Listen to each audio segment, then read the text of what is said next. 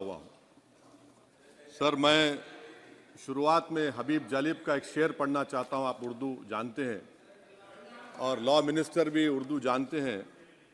हबीब जालिब ने कहा था कि हुक्मरान हो गए कमीने लोग, खाक में मिल गए नगीने लोग, हर मुहिब वतन जलील हुआ, रात का फासला तवील हुआ, आमिरों के गीत जो गाते रहे वही नामो दाद पाते रहे, रहजनों ने रेजनी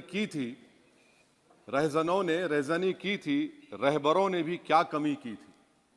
सर, मैं अभी सुन रहा था हमारे शिंदे ग्रुप के शिवसेना के पार्टी लीडर अपनी तकरीर कह रहे थे। कहा कि 6 दिसंबर में जब बाबरी मस्जिद को शहीद किया जा रहा था तो उस वक्त के वजीर आजम नरसिम्हा राव पूजा कर रहे थे। आप ही ने कहा और कहा कि वो डिस्टर्ब नहीं करना। तो ये बड़ा अजीब मौका है कि बीजेपी की ताईदी पार्टी ये कह रही है कि नरसिम्हा राव ने कहा कि मुझे डिस्टर्ब मत करो, मैं पूजा कर रहा हूं, और जिसने रथ यात्रा निकाला, इन दोनों को मोदी सरकार ने इस मुल्क का सबसे बड़ा सिविलियन अवार्ड दे दिया, सबसे बड़ा सिविलियन अवार्ड दे दिया। तो ये बताता है कि इंसाफ जिंदा है या जुल्म को बरकरार रखा जा रहा है। तीसरी बात यह है कि सर, इस ऐवान में सियासी पार्टियां आएंगी चले जाएंगी, आप आए मैं आया हम भी चले जाएंगे, मैं जमीन की गिजा बन जाऊंगा, ये ऐवान तो बाकी रहेगा। मगर सर, मैं ताजुब कर रहा हूं कि लोकसभा मुख्तलिफ आवाजों में कैसे बोल सकता है। लोकसभा तो एक ही आवाज में बोलना चाहिए, और लोकसभा भी भारत के संविधान आइन के बेसिक स्ट्रक्चर का ताबे है। और सर, ये इसलिए कह रहा हूं कि 16 दिसंबर को ये ले कर देता हूं, 16 दिसंबर 1992 को इसी लोकसभा ने एक रेजोल्यूशन पास किया था। आप इजाजत दीजिए तो मैं पढ़ता हूं सर। दिस हाउस, अच्छा, ये गुलाम नबी उस वक्त के मिनिस्टर थे, आज नहीं है, उनका नाम नहीं लेना चाह रहा था। This house strongly and unequivocally condemns the desecration and demolition of the Babri Masjid at Ayodhya by and at the instigation of forces represented among others by VHP, RSS and the Bajrang Dal, which has caused communal violence in the country. Such act of vandalism was carried out not only in violation of order of the Supreme Court, but amounted to an attack on the secular foundations of our country. This House expresses anguish at the happenings and wishes to reiterate its resolve that it will ceaselessly endeavor to uphold the secular and democratic traditions of our country and for the maintenance of rule of law. और एक paragraph है, नहीं पढ़ूंगा। मैं ताजुब कर रहा हूं कि जब इस ऐवान ने एक रेजोल्यूशन पास किया तो हुकूमत आएगी जाएगी, और हुकूमत ये मोदी हुकूमत जश्न मना रही है जो 6 दिसंबर को हुआ। तो ये एक बात है सर। चौथी बात यह है कि सर, नहीं, 6 दिसंबर के ऊपर कोई जश्न नहीं है।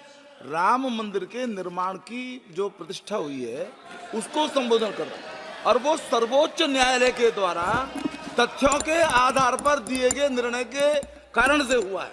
सर्वोच्च न्यायालय का निर्णय है, तो तथ्यों के आधार पर निर्णय है। वो विषय आपने बोल दिया, ठीक है, ओके। परंतु जो मंदिर का निर्माण है वो नियमानुसार सर्वोच्च न्यायालय के निर्णय से तथ्यों को देख करके। एक सेकंड, आप इस्लाम के बहुत जानकार हैं, विद्वान हैं वैसे भी अब कानून के। यदि किसी अन्य धर्म के स्थान पर मस्जिद बनाई जाए तो शायद उसको मान्य नहीं किया जाता। अभी एएसआई ने, सुप्रीम कोर्ट ने स्वीकार किया है कि वहां पर राम मंदिर था। तो इस विषय केवल यह है कि वहां पर राम मंदिर ठीक बना कि नहीं बना, वो विषय हो गया। तो कृपया इस पर यदि आप कुछ बोले तो बोलें प्लीज। सर, मैं आपको गलत साबित कर दूंगा सर। और मैंने रुक तो जाइए बड़ी इज्जत के साथ सर, मैं आपकी बड़ी इज्जत करता हूं सर। आपको मैं कोट कर रहा हूं सुप्रीम कोर्ट का जजमेंट, पैराग्राफ 1222 रोमन 17, उसमें लिखा गया है, the destruction of the mosque took place in breach of the order status को and the assurance given to this court, the destruction of the mosque and obliteration of Islamic structure was an egregious violation of the rule of law, egregious का मतलब जो छोटी मोटी अंग्रेजियों में आती है, वो क्रिमिनल एक्ट कहा। और सर आपने कहा था कि वहां पर मंदिर को तोड़कर बनाया गया। सर मैं आपके सामने ये तमाम चीजें लेकर दूंगा, सुप्रीम कोर्ट के जजमेंट के पैराग्राफ्स हैं जिसमें सुप्रीम कोर्ट ने एएसआई की रिपोर्ट को नकारा। उन्होंने कहा कि मंदिर को तोड़कर मस्जिद नहीं बनाई गई थी। सुप्रीम कोर्ट ने कहा, ये सुप्रीम कोर्ट ने कहा। अब और मैं रख दूंगा, आप पढ़ लीजिए, आप पढ़ लीजिए। अच्छा सर मैं अपनी तकरीर पर आ जाता हूं, मैं अपनी तकरीर पर आ जाता हूं सर। तो मैं अपनी बात कर देता हूं सर। तो मैं ये पूछना चाह रहा हूं कि क्या मोदी सरकार एक समुदाय, एक मजहब की सरकार है या पूरे देश के मजाहिब को मानने वालों की सरकार है, जिसको नहीं मानते उनकी सरकार है? हमको बता दीजिए। क्या मोदी सरकार सिर्फ एक फिक्र और नजरिया हिंदुत्व की सरकार है? क्या इस देश का, इस गवर्नमेंट ऑफ इंडिया का कोई मजहब है? इस वतन अजीज सबके मजहब को मानता है। सर मेरा मानना है कि इस देश का कोई मजहब नहीं है। क्या ये सरकार 22 जनवरी का पैगाम देकर ये बताना चाहती है कि एक मजहब को दूसरे मजहब के मानने वालों पर गलबा और कामयाबी मिली? क्या आइन इसकी इजाजत देता है? क्या ये पैगाम आप जब ऐवान से दे रहे हैं तो 17 करोड़ मुसलमानों को आप क्या पैगाम दे रहे हैं, ये मैं आप पर छोड़ता हूं। सर 49 में धोखा हुआ, 86 में धोखा हुआ, 92 में धोखा हुआ, 2019 और 22 में भी इस ऐवान के जरिए हमको धोखा दिया जा रहा है। और अफसोस के साथ कहना पड़ता है सर कि मुस्लिम अक़लियत को हमेशा ये कहा गया कि तुमको भारत के शहरी बरकरार रहने के लिए एक बहुत बड़ी कीमत तुमको चुकानी पड़ेगी, और हम पर इल्जाम लगा दिया गया। सर क्या मैं बाबर का स्पोक्स पर्सन हूं? क्या मैं जिना का स्पोक्स पर्सन हूं? क्या मैं औरंगजेब का स्पोक्स पर्सन हूं? बताइए सर, आखिर मैं कहां तक आप मुझे लेकर जाएंगे? दूसरी बात यह है सर, दूसरी बात यह है कि फिर 6 दिसंबर के बाद देश में फसाद हुआ, नौजवानों को टाडा में डाला गया जो बूढ़े होकर निकले। यकीनन आपकी सरकार नहीं थी, आपकी सरकार नहीं थी। अच्छा बल्कि मैं तो मर्यादा पुरुषोत्तम राम की इज्जत करता हूं, मगर मैं नाथूराम गोडसे से नफरत करता हूं। मेरी नस्लें नफरत करती रहेंगी क्योंकि नाथूराम गोडसे ने उस शख्स को गोली मारी जिसके जबान से आखिरी लफ्ज निकले हे राम। सर छठी बात यह है कि 87 में मलियाना हाशिमपुरा हुआ, 83 में नेल्ली हुआ, 44 में जम्मू में नस्ल कशी हुई, 2022 में हल्दीवानी में कत्ल हुआ। इतने धोखे सबसे बड़े किसको दिए गए? असदुद्दीन ओवैसी को दिए गए। मगर फिर भी मुझसे ही कहा जाता है कि वफादारी को तुम साबित करो अपनी ओवैसी। सर आज भारत के 17 करोड़ मुसलमान अपने आप को अजनबी और एलिनेट महसूस कर रहे हैं। मैं बहुत बड़ी नाइंसाफी होती है, सर ये कोई तारीखी नाइंसाफी को इंसाफ नहीं किया जा रहा है। स्पीकर बल्कि सर, अंग्रेजी में स्पीकर सर केवल एक प्रश्न का जवाब ओवैसी साहब दे दें कि बाबर को वो आक्रमणकारी मानते हैं या नहीं मानते हैं? पुष्पमित्रा संघा को आप क्या मानते हैं? बताओ, पुष्पमित्रा संघा को आप क्या मानते हैं?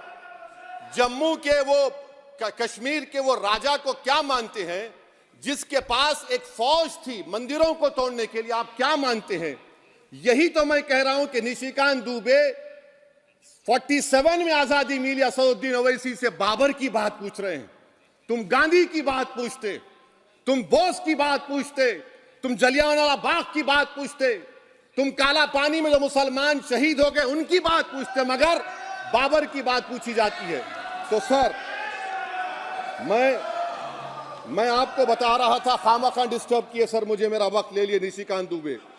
सर मैं आपसे कह रहा था, मोदी हुकूमत ये पैगाम दे रही है भारत के मुसलमानों को कि जान बचाना है या इंसाफ चाहते हो। मैं कह रहा हूं मैं भीख नहीं मांगूंगा, मैं इस नंगी तासुब को कबूल नहीं करूंगा, मैं दूसरे दर्जे के शहरी के मौक़िफ़ को कबूल नहीं करूंगा, मैं अपनी शनाख्त को नहीं मिटने दूंगा। अब मैं झूठी और दिल फरेब बातों पर हरगिज भरोसा नहीं करूंगा। मैं वो काम नहीं करूंगा जो बीजेपी और नाम निहाद सेकुलर पार्टियां चाहती हैं। मैं वो काम करूंगा जो आपको पसंद नहीं है, संविधान के दायरे में रहकर। सर, कंक्लूजन में मैं आपको बताना चाहता हूं कि आज इस देश को किसकी जरूरत है। इस देश को अयोध्या में, तारीख शायद नहीं पढ़ते होंगे, मौलाना अमीर अली कौन थे, पुजारी बाबा रामचरण दास कौन थे, अयोध्या के पुजारी थे।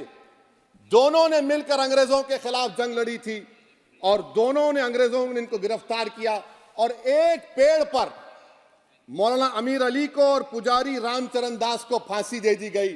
देश को इनकी जरूरत है।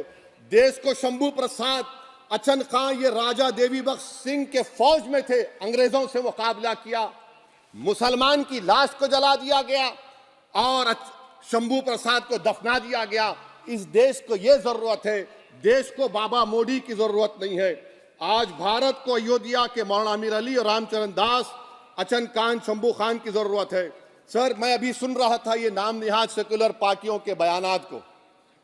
क्या होता है सर, आप, खत्म कर रहा हूं, क्या होता है सर, जब काजी साहब गवाहों को लेकर दुल्हन के पास जाते कि तुमको निकाह कबूल है, तो दुल्हन शर्मा के खामोश बैठ जाती। तो इनकी खामोशी रजामंदी की अलामत है। जी जी। तो सर, मैं खत्म करने से पहले ये बताना चाह रहा हूं कि जब वजीर आजम जवाब देंगे तो क्या वो भारत के 140 करोड़ जनता के लिए जवाब देंगे या फिर सिर्फ हिंदुत्व की फिक्र रखने वालों का जवाब, मैं खत्म कर जवाब देंगे। मैं ये देश, दुनिया, मुसलमान देख रहा है। सर, मैं आपको ये भी बताना चाह रहा हूं, आखिर में कंक्लूड कर रहा हूं सर, 1 मिनट चाहिए, 1 मिनट चाहिए सर। सर, मेरा मानना यह है कि आज मैं बहैसियत एक भारत के गयूर मुसलमान के, let me stand as a tall Indian Muslim and say that the light of Indian democracy today is at its dimmest today, sir. Sir, in conclusion, मेरी फिक्र में, मेरा ईमान मुझे कहता है कि जिस जगह पर मस्जिद थी, है और रहेगी, बाबरी मस्जिद है और रहेगी, बाबरी मस्जिद जिंदाबाद, जिंदाबाद, भारत जिंदाबाद, जय हिंद।